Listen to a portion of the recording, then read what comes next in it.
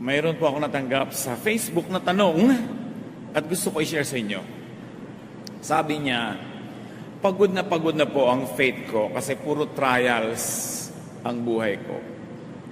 I always pray but do not receive favorable answers. I work very hard but always fail. Sabi nila, trial and testing lang daw to. Mag-submit lang daw ako sa God's will. Talaga pong nagsasawa na ako sa trial at pagtitiyaga sa God's will. Bakit po ayaw akong sagutin at bigyan ng success ng Diyos? Nakakadisillusion na ang faith na to. Sabi niya. Nalungkot ako sa natanggap kong mensaheng ito at hindi ito una o huling beses ko natanggap yung ganitong tema. Marami talagang nagtatampo pa sa Diyos. Dahil sinisisi nila ang Diyos, namatay ang nanay nila, may cancer sila, nakunan siya, hindi natuloy ang kasal, etc. etc. Ang ating pag-aaral ngayon, kalooban ba talaga ng Diyos ang paghihirap mo? Talaga bang inassign ka ng Diyos na magdusa at kagustuhan ng Diyos ang nangyayari sa iyo ngayon? Ama, salamat dahil kayo'y kaliwanagan. At ngayon, yung liwanag na yan ang aming hinahanap. Paliwanagin yung aming isip nang maunawaan namin ang hiwaga ng mga nagaganap sa aming buhay at mailagay namin sa lugar ang aming mga expectation, maging ang aming mga reaction sa nagaganap sa paligid. Teach us. Forgive us our sins. Give us a clean slate on which you will write your truth. Forgive us our shortcomings. Punuan niyo po ang aming mga kakulangan at ngayon, bigyan niyo kami ng liwanag. Kayo ang siyang mangusap, tinig niyo lamang ang siyang manaig, at nawa, Panginoon, pagalingin niyo ang mga damdamin, ang mga karamdaman ng aming puso, at palakasin ang aming pananalig. Inaalay namin sa iyong oras na ito ang aming atensyon. Teach us, akayin niyo po kami. Sa ngalan ng iyong anak na si Jesus, nananalangin kaming umaasa na tatanggapin ang aming hinihiling. Ano po ba ang pinagmumulan ng dismaya sa God's will? Bakit maraming nawawala ng gana, nadidisillusion? Una, maling katuruan. Maling paniniwala na personal na sinasadya ng Diyos ang kaliit-liitang nangyayari sa buhay ng tao. Yung bang sabing, sinadyang gawin sa iyo ng Diyos yan. Ini-assign ka na lagi nilang mabigo sa pag-ibig. Pinag-iinitan ka ng Diyos, dinadagukan ka ng langit, dinadaganan ka ng mga anghel. Ito isang pag-aakalang bawat nagaganap sa buhay ay itinakda ng Diyos. Naka-assign po ba ako maging old maid? Talaga bang nakatalaga akong lagi nalang malugi, mabigo? Yung bang pag-aakalang bawat hindi nagaganap sa buhay mo ay ipinagkakait ng Diyos? Bakit ayaw ako ng Diyos magtagumpay? Ba't ayaw niya akong pumasa sa board?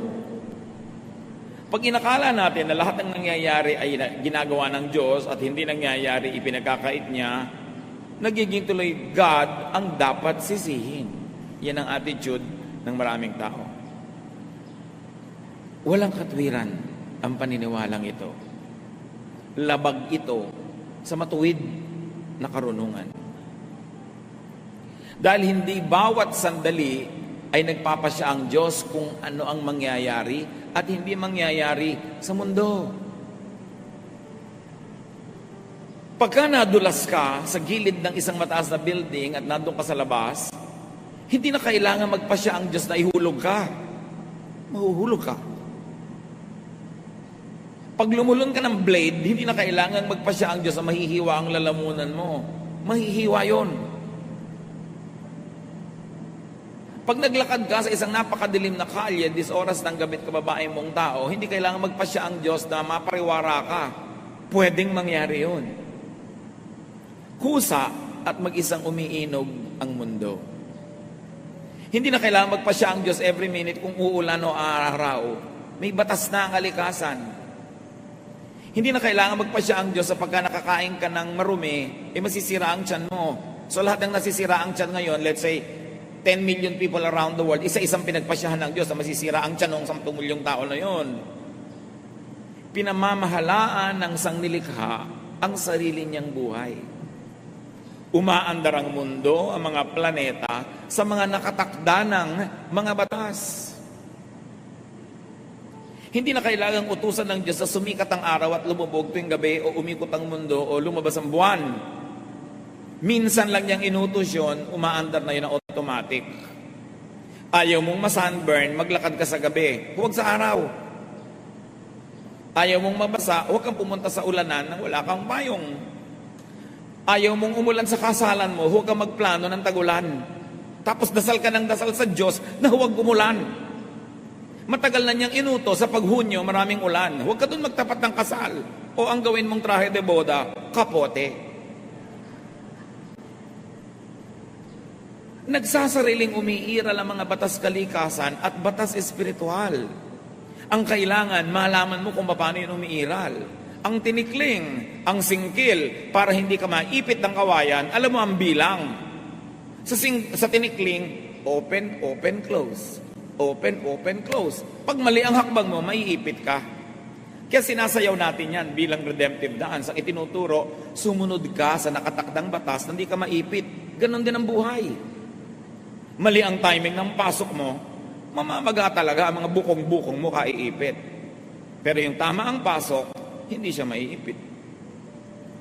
Minsan lang sa panahon ng paglikha, nang ipinwesto at pairalin panghabang panahon ang mga batas na ito ng buhay.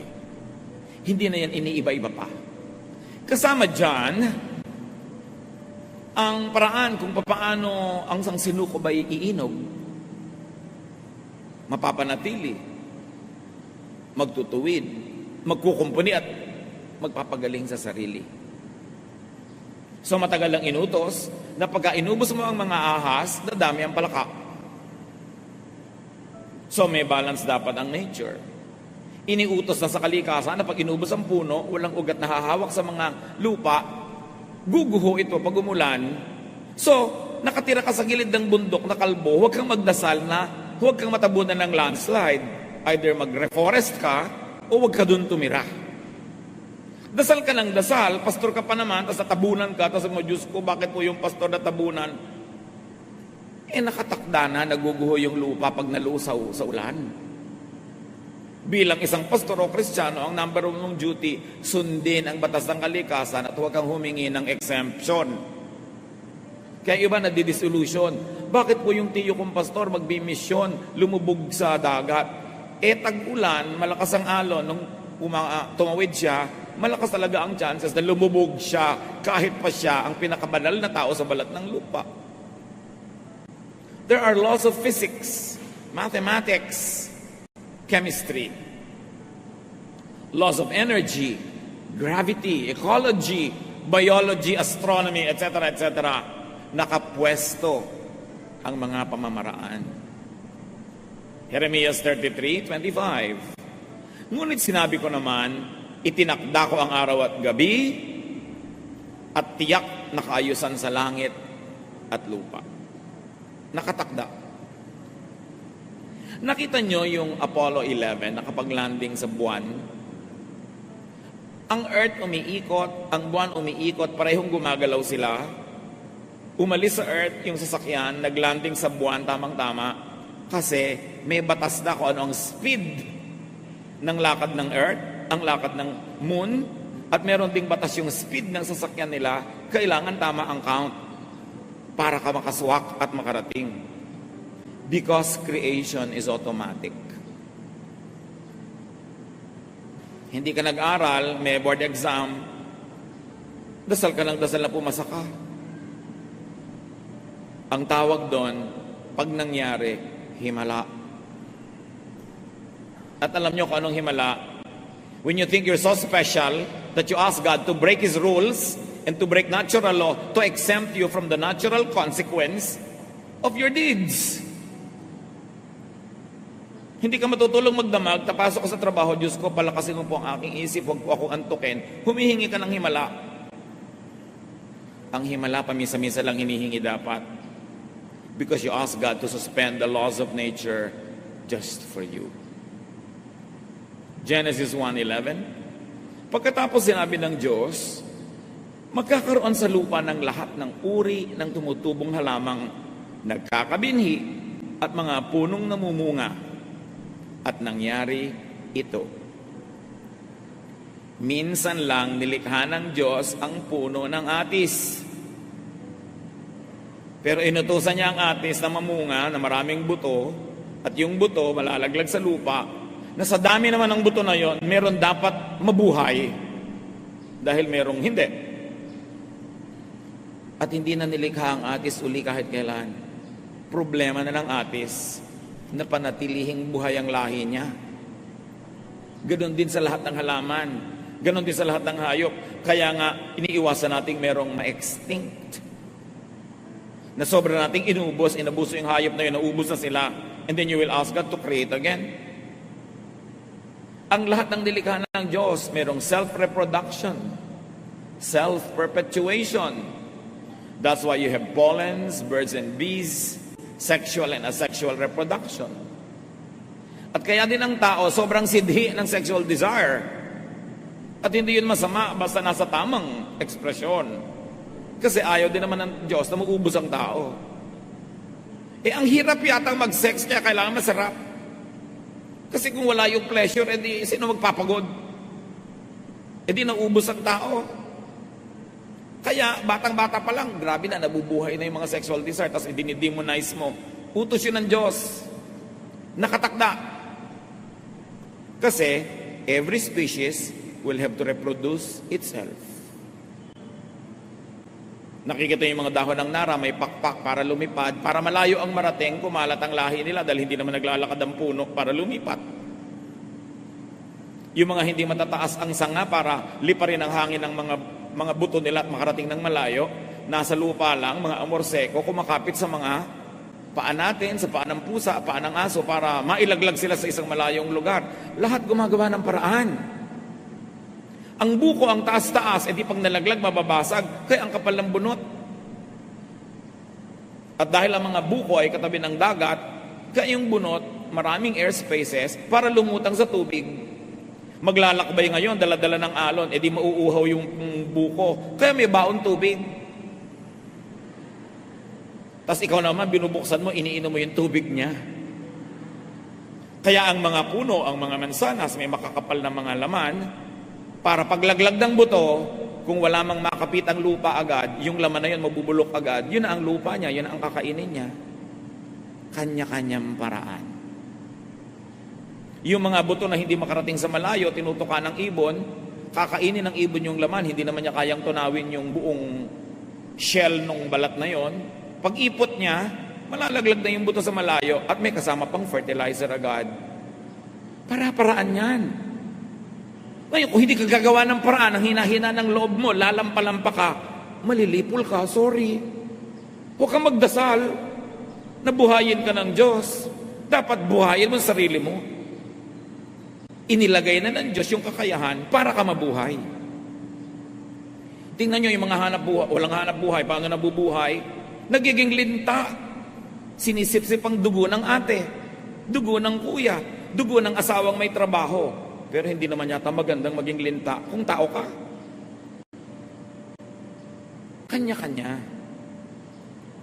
Mangangaral, isapito. Lahat ng tubig ay umuwi sa dagat, ngunit hindi ito napupuno. Ang tubig ay bumabalik sa batis na pinagmulan upang muling umagos patungong karagatan. Since creation, since Adam and Eve, not one drop of water has entered the planet, or not one drop is left. It just keeps recycling. Ang ininom yung tubig kaninang umaga, maaaring ihi ni Cleopatra. Pero na-recycle. Ang ipinampaligo nyo, maaaring sabaw ng buko nung araw. Paikot-ikot lang naman ng tubig. Ang kamangha-mangha kay Solomon, alam niya ang water cycle. Alam niyang yung tubig na pumupunta sa dagat, nag-evaporate, umuulan, bumabalik doon sa mga bundok, nagiging batis muli, babalik na naman sa dagat, pabalik-balik lang. There is natural balance. kailangan ang mga nilalang ay makibagay, makiayon, hindi lumaban sa kalikasan. May water cycle, so ang buhay mo may cycles din. May panahon na mahina ka, matulog ka, lalakas ka, paggising mo malakas ka na naman, magtatrabaho ka, hihina ka na naman, cycles lang. Pero pag lagi kang gising, hindi ka natutulog, mamamatay ka. Kailangan may cycle. Nalolobat ka, recharge. Na-charge ka na, trabaho ka uli. Life cycles are on automatic. Ipinapahinga ang katawan, kumakain ka para may gastusin kang energy. Nananatili ang buhay ng sangnilikha sa pamamagitan ng walang patid na paikot-ikot na pagbabagong buhay ng lahat. Pagsilang, pagpaparami, panganganak, at pagkamatay. Huwag sumama ang loob mo pag may namatay kang mahal sa buhay. Ano, gusto mo mabuhay siyang 3,000 years? E di lahat ng kinain niya hindi na babalik sa lupa. Walang recycling. Kaya nga ang kinain mo magiging lupa ka uli dapat. Unfair nga yung sobrang embalsamado. Hindi ka na babalik sa lupa. Ilalagay ka pa sa ataol na metal. Yung mga kinain mong element ng lupa hindi na babalik, hindi na papakinabangan ng iba. The planet sustains itself through non-stop recycling. Oxygen becomes carbon dioxide. Hihinga ako palabas, naging carbon dioxide yon. Hihingahin naman ang halaman yon papasok. Dahil kailangan niya ng carbon dioxide. I-exhale niya, magiging oxygen. Kailangan ko yung oxygen, i-inhale ko. I-exhale ko uli, carbon dioxide na naman. So ikaw lang at isang pasong halaman, kaya nyo nang mabuhay together. Basta palitan kayo ng hininga. Kaya pag inuubos mo ang halaman, nawawalan tayo ng oxygen. Ang hirap gumaling sa mga ubo-ubo, sakit-sakit pag nasa city na walang halaman. Kasi wala ka nang mahingang oxygen, puro carbon, hindi nga dioxide, carbon monoxide. Yun ang lumalabas sa mga tambucho ng mga sasakyan, nalalason ka pa. Kaya kayo nandito sa bulwagan ng Panginoon, sa Folk Arts, bago kayo umalis, pumunta kayo sa mga ilalim ng puno, huminga kayo ng huminga. Dahil maraming oxygen. Kailangan mo ng oxygen therapy. So may water cycle, may composition and decomposition. Death is a necessary part of the design. Huwag isama ng loob. Kung hindi naman mamamatay at mga agnas ang nilalang, walang mangyayaring recycling. Alam niyo ba kung lahat ng ninuno nating nauna ay na hindi namatay? Ang sikip-sikip na ng planeta at wala nang laman ng lupa, wala nang nutrient, nasa loob na ng katawan nila lahat, wala na tayong makakain. Juan 12:24. Pakatandaan ninyo, hanggat hindi nahuhulog sa lupa ang butil ng trigo at mamamatay, mananatili itong nag-iisa. Ngunit kung ito'y mamatay, mamumunga ito ng sagana. Kahit si Jesus namatay para dumami tayo mga Kristiyano. Siya nga hindi nagpa-accept doon. Ganon talaga. Sabi lang nga nila, una-una lang. Kung nagmamadali kayo, mauna na kayo, ako, ayoko pa. Pero panapanahon. May life expectancy naman May norm. Hindi naman nakakagulat na bigla-bigla ka na lang namamatay. Awit 10, 10. Buhay namin umaabot ng 70 taong singkad. Minsan na may 80 kung kami malakas. So niya, ang tunay na buhay, mga 70 taon yan. So kung 70 ka na, pwede na. Buo na ang buhay. Ano pang gusto mong gawin after 70? Pero kung malakas ka, umaabot ka pa ng 80. Meron pa nga 94. Hindi makalabas ng bahay dahil ayaw payagan ng parents. Dahil talagang mahahaba ang buhay nila. Pero meron naman 10 pa lang, meron 2. Kasi hindi malakas. Siguro nagkasakit, na-infect. O nung nagbubuntis yung ina, hindi nakakain ng mga tama, na-stress, nalaglag ang bata.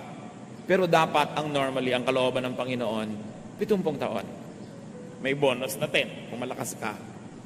Pero again, all the laws of nature, all the laws of cycling and recycling will apply in your life. Kaya sometimes 15 pa lang namamatay. Paano?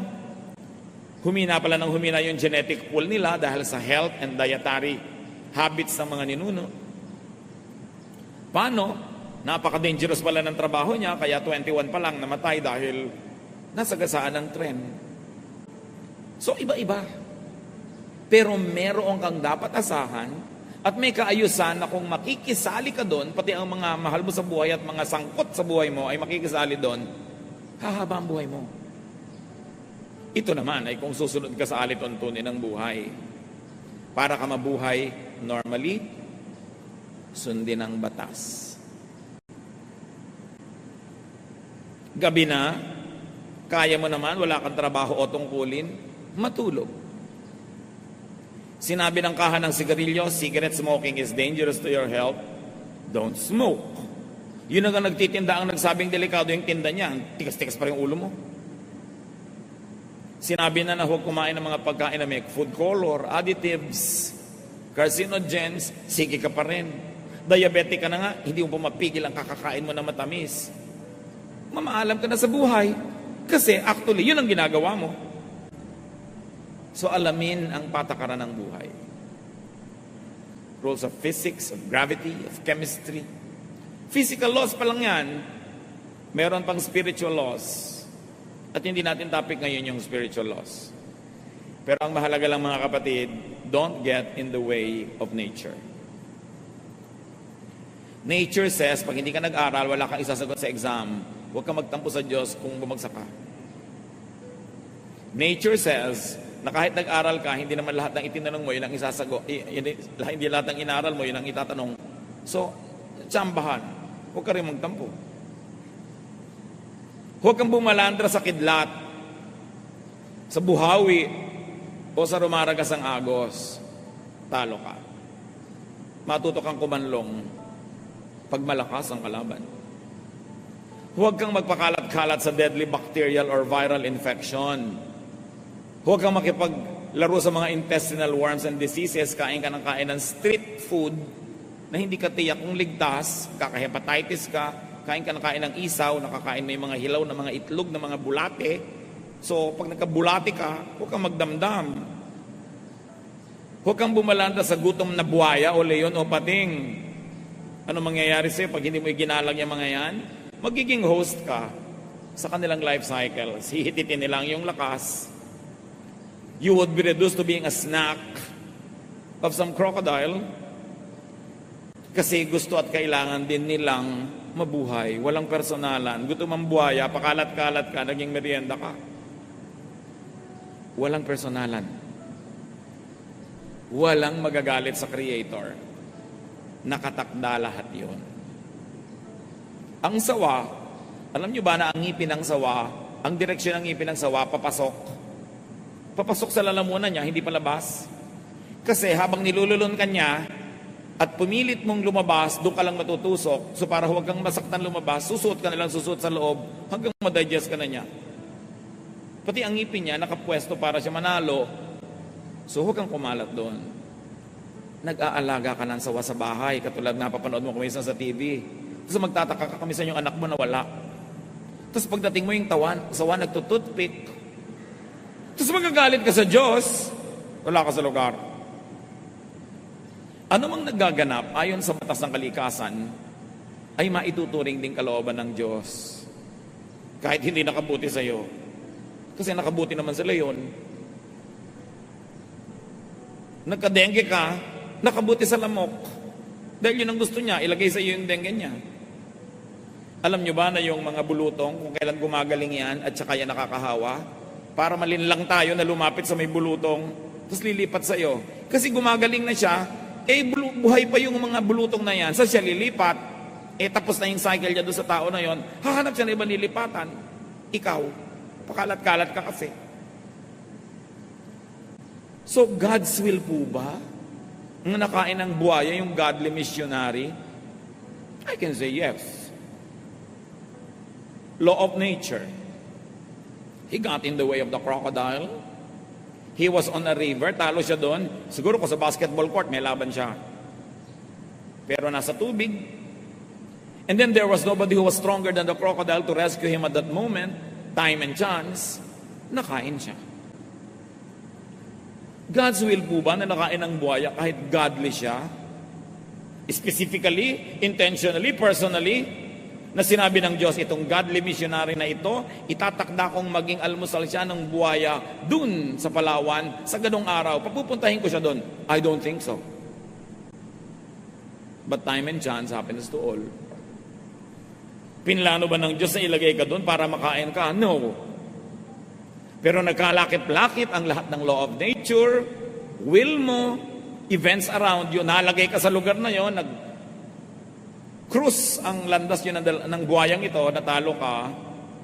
So, masasabing God's will because it is permitted by all the laws created by God long ago, even before you were born. When someone drowns, God's will po ba? Katulad nun, may isang batang-bata nalunod sa swimming pool during PE class. Can you imagine that? PE class, may teacher, may mga classmates, sa swimming pool ng school, nalunod pa si bata. So ang tanong ng magulang, God's will po ba yun? Well, ang tubig nakakalunod. So nalunod yung bata. In that way, it's God's will kasi nakakalunod ang tubig. Pero kung yung bata ay nasa gitna ng lifeguard, hindi siya malulunod. Kaya lang yung lifeguard hindi nakatingin. Ang mga classmates hindi siya napansin. Naglakip-lakip, plus in-enroll mo siya dyan sa school na may swimming pool. Di ba? Kung in-enroll mo yan sa school na walang swimming pool, hindi siguro siya malulunod doon. Kung ang PE lang Chinese kick o sungka, hindi siya malulunod. So lahat yan nagdugtong-dugtong. So huwag mo sisihin ng Diyos. Ang daming nagsang-ayunan na laws of nature, human will, circumstance, para yan maganap. But it is not God's active will. If active will means pinlano ng Diyos na lunurin ang anak mo sa swimming pool, hindi niya gagawin yun. Kaya lang, hindi naghimala ang Diyos. Kasi may law of nature. Mabigat yung bata. Yung buoyancy niya, hindi na kaya ng tubig. Lumubog siya, walang naging himala. Nature took its course. And 99.99% of the time, nature takes its course. Walang himala. At hindi kasalanan ng Diyos na hindi siya maghimala. Kataka-taka nga pag naghihimala siya. Why God will break His own laws? It is simply God's passive and permissive will. The laws of His creation allows it to happen. Will po ba ng Diyos ang mapangasawa ko, drug addict? Nanliligaw pa lang sa'yo, adik-adik na. Hinihulog-hulog mo yung loob mo. Nakipag-date ka, napangasawa mo, tapos itatanong mo kung will of God? Will mo yon, kaya lang pinayagan ng natural law, so it happened. Indirectly, it is the will of God. But directly, no. God did not decide na ang mapapangasawa mo yung addict na yun. Ang laki-laki ng factor mo. Ang nagaganap ay bunga ng masalimot na talastasan ng mga batas kalikasan, sariling gawa ng tao, mga likas na kaganapan, at pag-iral ng mga batas espiritual. Nagsasama-sama yon para ang isang bagay ay maganap. Mangangaral walo-walo, kung paanong di ba pipigil ng tao ang hangin, gayon din hindi niya mapipigil ang pagdating ng kamatayan. May mga hindi napipigil, pero merong napipigil at may nade-delay. Pero kamatayan, usually nade-delay mo yan. Kung naaalagaan mo yung sarili, nakakabili ka ng gamot, naiiwas ka sa mga further complications, may laban ka ng konti. Pero kahit nga mga pharaoh sa Egypt, mga emperor sa Roma, mga presidente ng mga bansa, namamatay eh. Hindi talaga siya naiiwasan, so tanggapin. Huwag magtampo. Bakit po kaya lagi nalang kong bigo sa pag-ibig? Bakit ako ginaganito ng Diyos? Pero pag sinuri niya ang kanyang sarili, lagi naman pala siyang naa-attract sa butangero. Lagi palang naa-attract siya sa may mga bigote, na mga ganito at ganon. Bakit po kaya ako laging nalulugi sa negosyo? Yung pala pautang siya ng pautang nang hindi naman niya binibigyan ng credit investigation o background yung papautangin niya. Bakit po kaya ako inaapi ng mga kamag-anak ko? Lagi na lang ako hinihingan. Palabigay ka kasi, di ka tumatanggi. Merong kadyang role. God's will allows drowning to happen, but God will not cause you to drown. Factoring free will, cause and effect, gravity and other laws of physics, it is possible for you to drown, but it is also possible for you not to drown. God's will also allows drowning to be prevented. Like, nahulog ka sa tubig, marunong ka naman palang lumangoy, o di na-prevent. Humans make decisions, but the law of ignorance and mistakes, also part of creation, could take effect and lead to disaster. In fact, your disaster could be the bacteria's opportunity. Your death could be the lion's meal. Depende lang kung sinong tumitingin. Mangangaral, 6:12.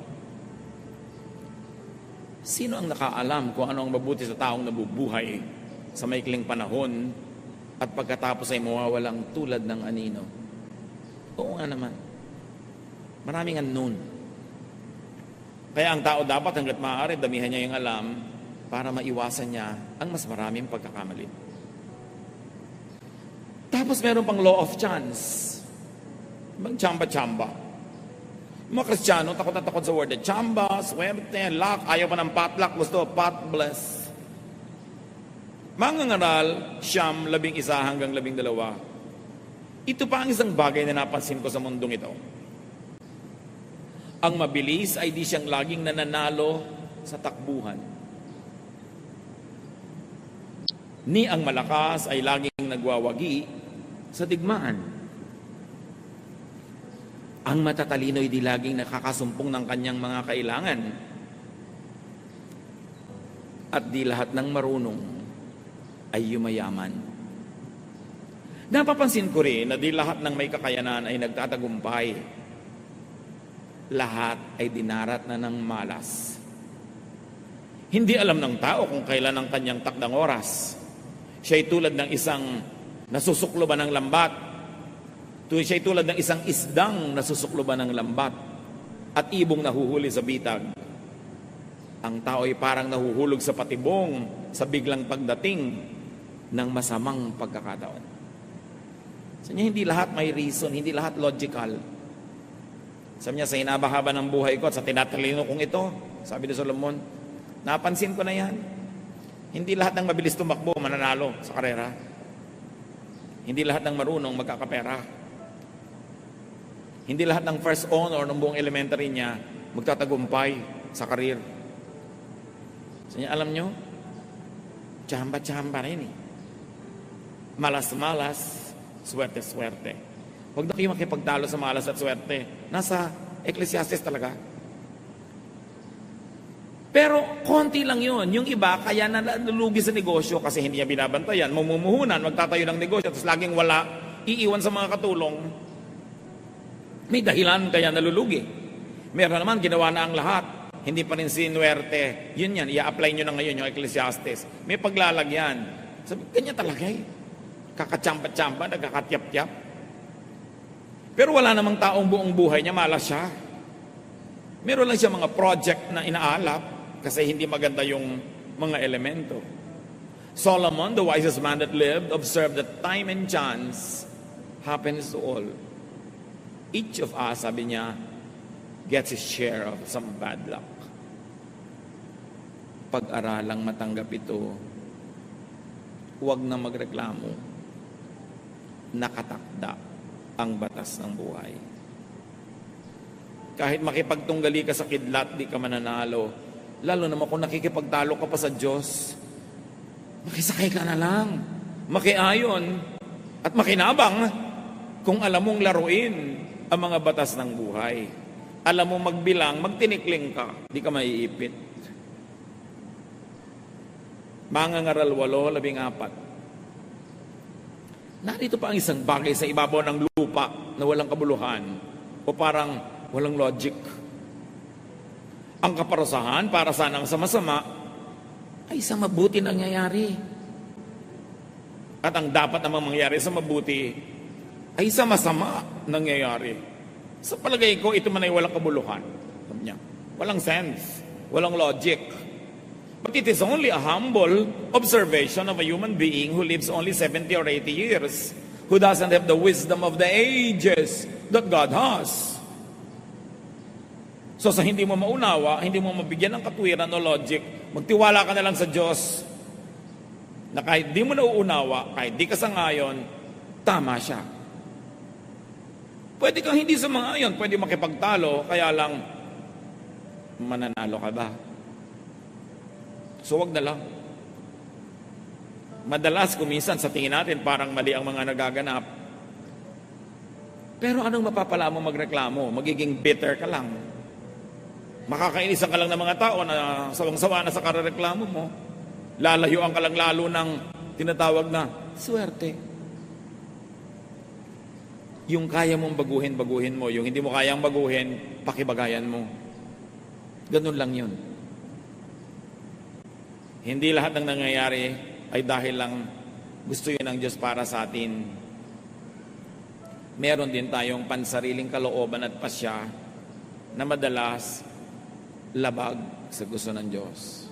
Kawikaan 16:1. Ang mga balak ng isipan ay sa tao nagmumula. Ngunit mula kay Yahweh ang sagot ng dila. Kawikaan 16:9. Ang tao ang nagbabalak, ngunit si Yahweh ang nagpapatupad.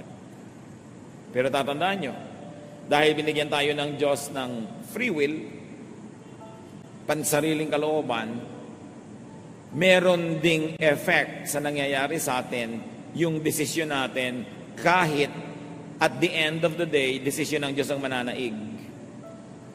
Kung gusto ng Diyos na makarating ka halimbawa sa Laguna after 1 hour of travel, pero doon ka nagpunta sa Tarlac, dahil ang kalooban ng Diyos ay sa Laguna ka pupunta, malilipat ka ng landas, magiging patungo kang Laguna. Pero kaya lang, baka 5 oras ang abutin, dahil babalik ka pa, mag-U-turn, natagalan. May effect din sa iyo yun. Kaya ang mahalaga, sa simula pa lang sumusunod ka sa kalooban ng Diyos, para walang sayang na pagbalik doon sa tama, dahil pumunta ka muna sa mali. Sayang oras. Parang lumiko ka sa isang maling kalsada, ang tagal-tagal na, tsaka mo na-realize mali ka, babalik ka, makakarating ka rin naman sa pupuntahan mo, kaya lang na-delay ka na. O naubusan ka na ng gasolina, hanggang doon ka na lang. Hindi ito ibig sabihin personal ang pagpapasya ng Diyos sa bawat nangyayari sa buhay natin. Ang tinatawag nating pagpayag ay ayon sa nakatakdang batas na kanina pa natin pinag-uusapan.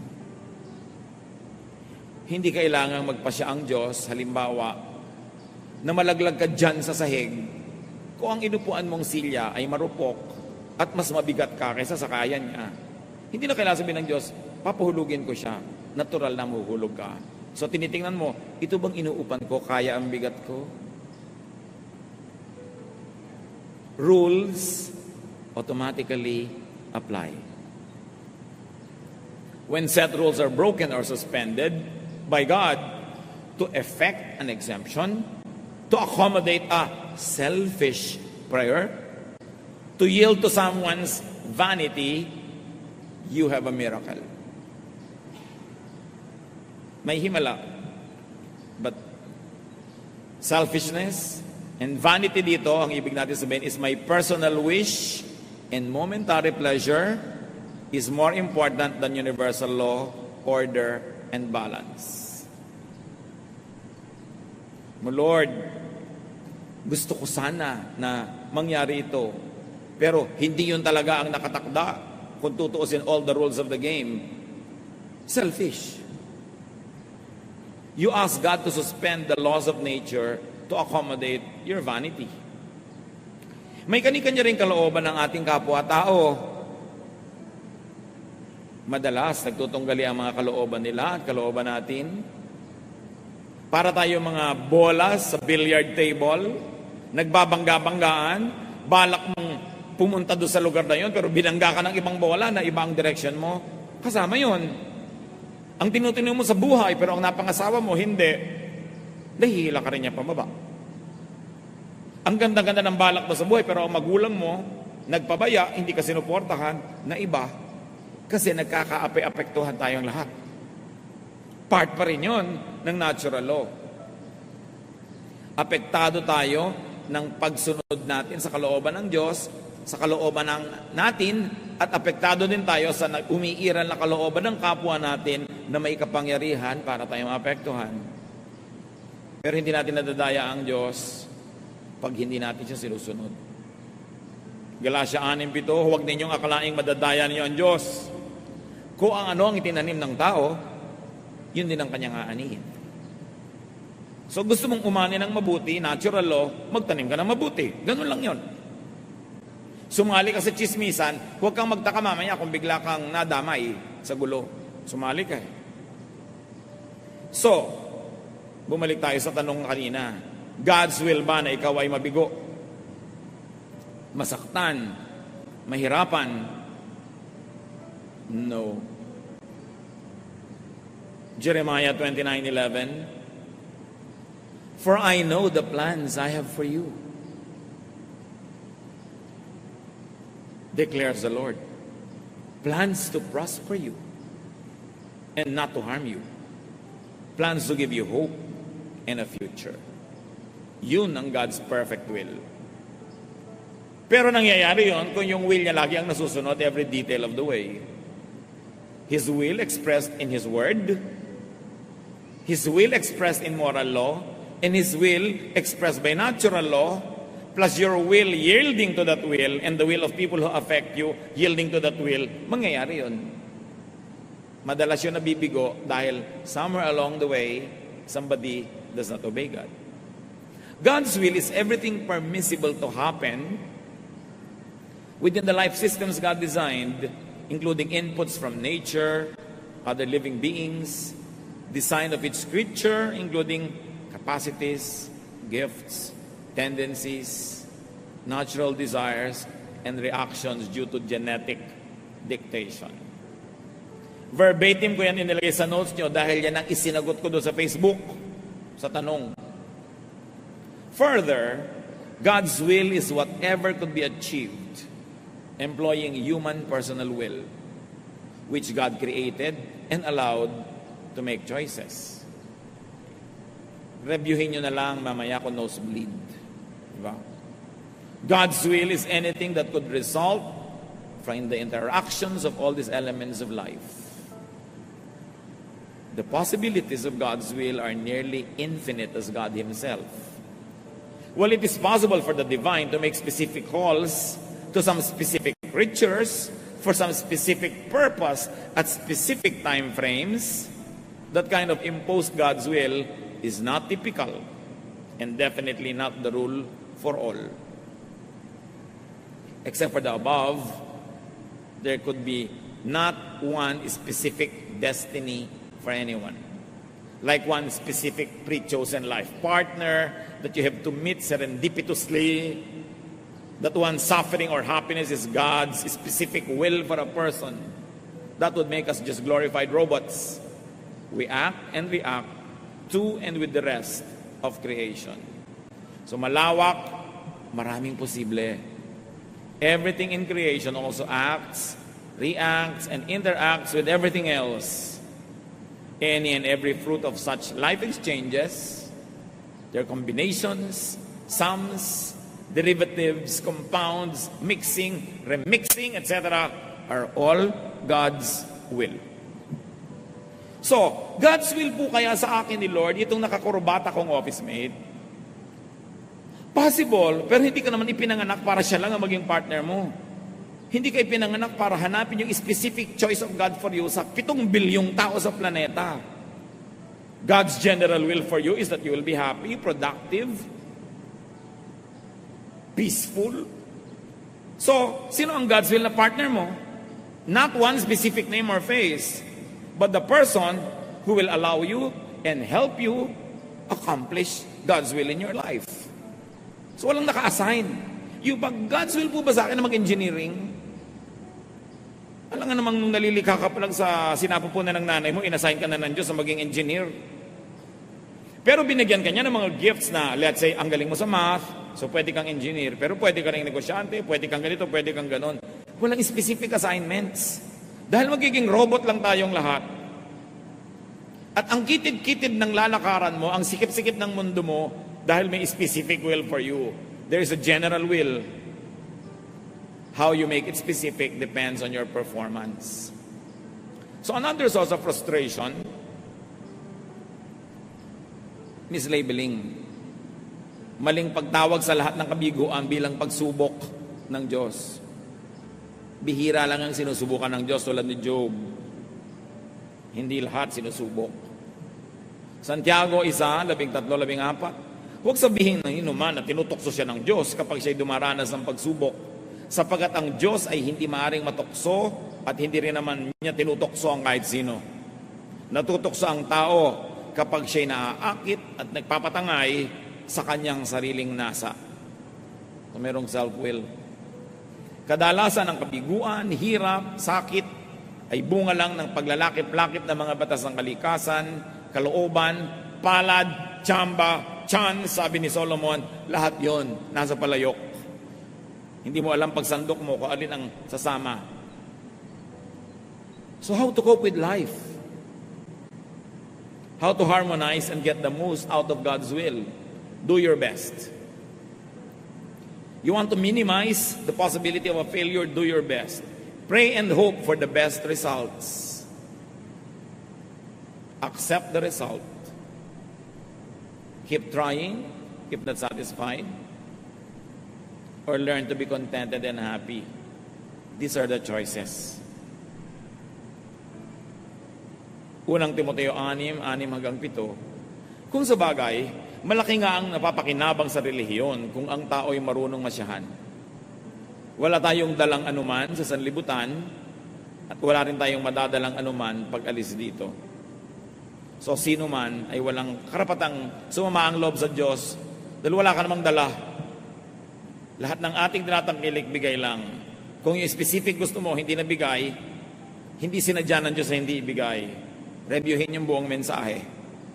Nandun ang isa sa mga dahilan kung ba't hindi nangyari ang gusto mo. Do not charge against God or religion the frustrations of daily life.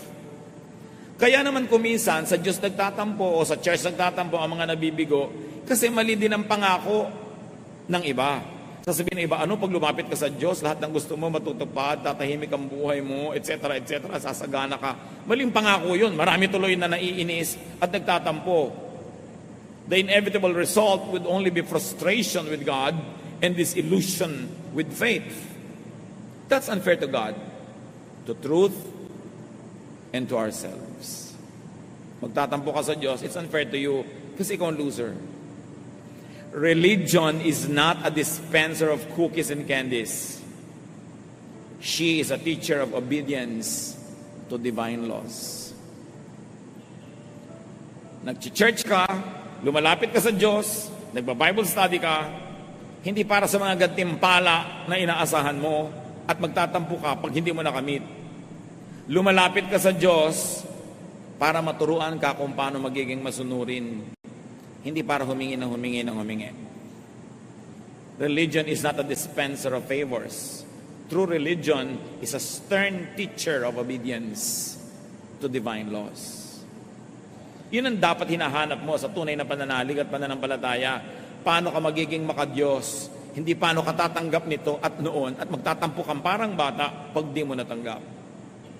Do not, as some spoiled or selfish brat, or as a deserving recipient, approach the divine, but approach God as a humble, obedient, supplicant, and penitent. Feeling bad about God or getting angry at God would only worsen your situation. God's will for you is this. Jeremias 29:11. Sapagkat batid kong lubos ang mga plano ko para sa inyo. Mga planong hindi ninyo ikasasama, kundi para sa inyong ikabubuti. Ito yung mga planong magdudulot sa inyo ng kinabukasang punong-puno ng pag-asa. Kung maganap na ito, kayo'y tatawag, lalapit at dadalangin sa akin at diringgin ko naman kayo. Yun ang God's will for you. God's perfect will. But God's permissive will allow you to fail if you don't play it by the rules. May pag-asa kahit sa ngayon ay parang pinagkakaisahan ka ng langit. Hindi yun totoo. Feeling mo lang yun. Awit 121, 1 hanggang 2. Doon sa mga burol ako'y napatingin. Sasaklolo sa akin, saan manggagaling? Ang hangad ko'y tulong kay Yahweh magmumula sa Diyos na lumikha ng langit at lupa. Now, that is one great divine law that God helps us. Kalooban ba ng Diyos ang paghihirap mo? Yes and no. Depende kung paano mo titingnan. Pero meron kang kapangyarihan na baguhin yan dahil ang tunay na gusto ng Diyos para sa iyo ay yung mabuti. Ama sa langit, salamat sapagkat maganda ang layo ninyo para sa amin. Tulad ng mga magulang na maganda ang plano para sa mga anak, pero ang mga anak ay dapat mag-cooperate. Dapat sumunod. Dapat tulungan ang mga sarili nila. Ituro mo sa amin ito, Panginoon, at kung meron sa amin mga nagtatampo, nagagalit sa inyo, patawarin niyo po kami. Papagliwanagin ang kadimlan ng aming isip, palayain kami sa kasinungalingan na meron kaming dapat ipagtampo. Teach us, Lord, to observe all the laws that you have set before even we were born, so we can get the most out of life and we can give you pleasure. Pagbulay-bulayan sumandali ng katahimikan ang kahulugan ng lahat ng ito sa ating personal na buhay.